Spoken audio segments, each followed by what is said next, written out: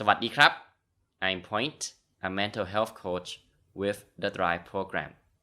Today, I want to talk about a post which I had previously shared from my own coach's Facebook page, Learn to Thrive with Fiona Brown, in which Fiona talked about the problem in seeking reassurance or comfort seeking as a way to deal with our anxiety or uncertain situations. Now, I could not have said this any better myself, so thank you very much, Fiona, for making that post. To sum it up real quick, is as follows. See, life is uncertain, and there are many situations which, understandably, could be a stress factor which could lead us to feel anxious, to feel anxiety. Now, if you teach yourself to learn to cope or feel better by going to somebody else like a friend, a family member, a colleague, a partner, in order to seek comforting words of reassurance that everything's going to be okay. The problem is that if you depend on that too much, you're teaching yourself two main things that are not helpful to your growth in the long run. Number one, you're teaching yourself that uncertainty is bad and is to be feared because you keep avoiding it. Why do you keep avoiding it? Because of reason number two. You keep going to others in hopes that they can make you feel better about the situation. You outsource the problem to somebody else, in other words. This is not to say that seeking words of encouragement or comfort is always bad. Of course not.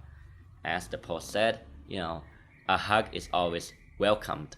A hug is always good. But there's a fine line or a big difference between going to somebody else for words of encouragement or to seek advice for them in order to learn to solve a problem on your own versus depending on somebody else to make you feel better all the time. You want to learn to teach your brain, to teach your mind, to be able to manage or control a situation, or, this is a big or cope with your emotions should that situation have to happen, or cope with your emotions when dealing with a situation that is full of uncertainty in its very nature. After all, life is uncertain. We cannot live life expecting to feel only good only in situations where we are 100% certain that things will play out the way we want it to. Because if you lead life in this way, by definition, you will very quickly fear any situations that have some degree or element of uncertainty. So again, the key is this.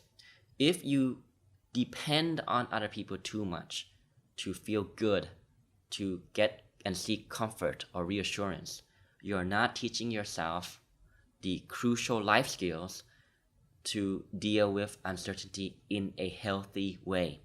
You want to learn to develop the skill sets and the emotional skills in particular in dealing with uncertainty, right?